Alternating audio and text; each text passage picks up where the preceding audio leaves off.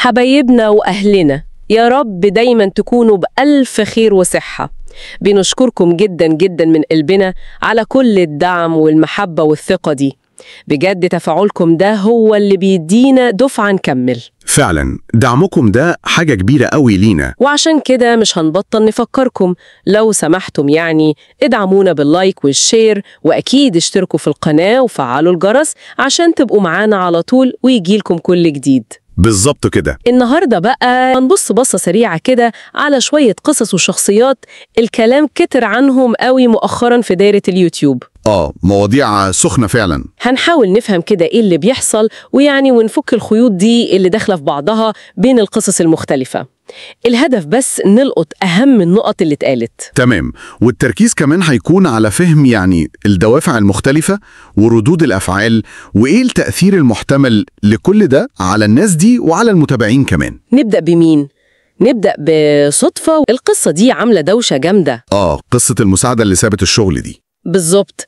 الكلام بدأ إنها مشت فجأة كده وفي وقت متأخر، وبعدين بقى بدأت الاتهامات تروح وتيجي. اتهامات صعبة بصراحة. كلام عن إنها أخذت حاجات من البيت، وتلميحات بقى عن أكل وشرب، وحاجات أغرب زي إنهم لقوا أكل في الزبالة بكميات. وبعدين الموضوع كبر ووصل لقذف محصنات، كلام يمس السمعة جامد.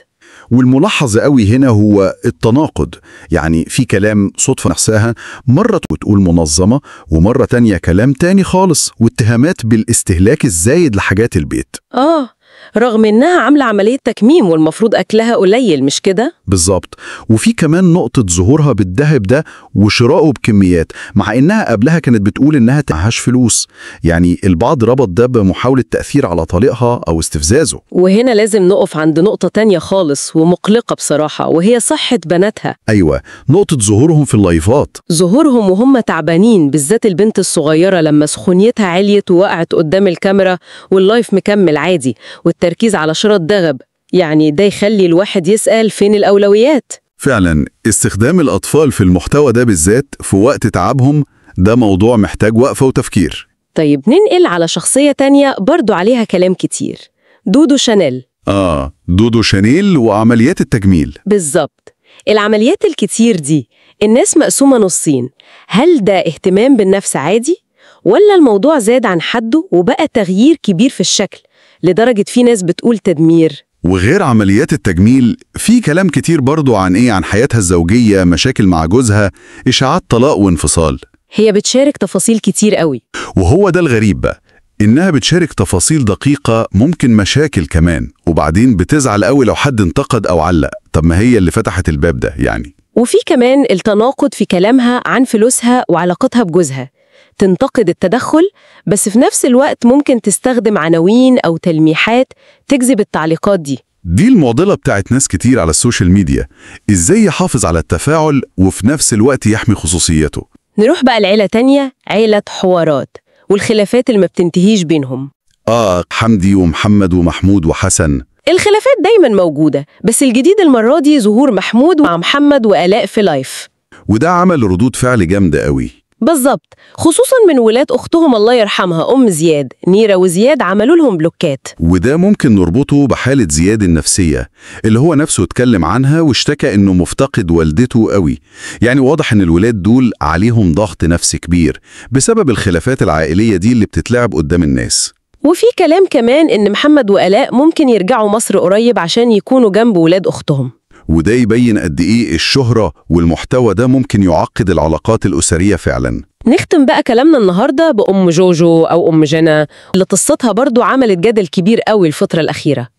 قصة الحمل المفاجئ دي. القصة بدأت بأزمة صحية كبيرة، هي قالت إنها خطيرة جدا بسبب عملية تكميم أو تحويل مسار. وبعد الأزمة دي بفترة قصيرة إعلان الحمل، وهو ده اللي خلى ناس كتير تشكك في رواية المرض أصلاً. هل الأعراض اللي وصفتها كانت فعلاً من العملية، ولا ممكن تكون أعراض حمل من الأول؟ بالظبط. والانتقادات زادت كمان لما اتكلمت عن احتمالية الإجهاض، والبعض كمان انتقد طريقة تعاملها مع والدتها ماما بوسي وكلامها عن تفاصيل زي التلاجة وكده. القصة دي بتورينا قد إيه الناس بقت تدقق في كل كلمة وكل تفصيلة بيقولها الناس دي، بالذات لو حسوا إن في تناقض. في الآخر كده القصص دي كلها يعني مع إنها مختلفة بس بتدينا صورة عن عالم الشهرة ده على السوشيال ميديا، والضغوطات اللي فيه، تأثيره على العلاقات، والخط الرفيع قوي بين إنك تشارك حياتك وبين إنك تحافظ على خصوصيتك. وده بقى يرجعنا للسؤال المهم اللي عايزين نسيبه للمستمعين يفكروا فيه. هو إيه التوازن الصح بين الحياة الخاصة والعلن في الزمن ده؟ وهل الشهرة دي فعلاً بتغير الناس للدرجة دي؟ سؤال مهم فعلا. في النهاية بنشكركم مرة تانية وتالتة على متابعتكم ودعمكم الغالي ده. يا رب نكون قدمنا حاجة مفيدة ومختصرة. إن شاء الله. وما تنسوش بقى اللايك والشير والاشتراك وتفعيل الجرس عشان تفضلوا معانا على طول. نشوفكم قريب في تحليل جديد لموضوع تاني. مع السلامة. مع السلامة.